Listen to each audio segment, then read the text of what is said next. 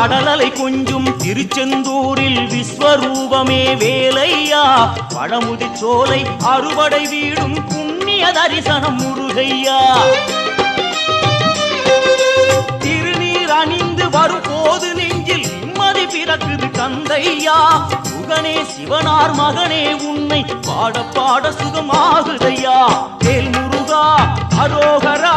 அரோகரா வேல் முருகா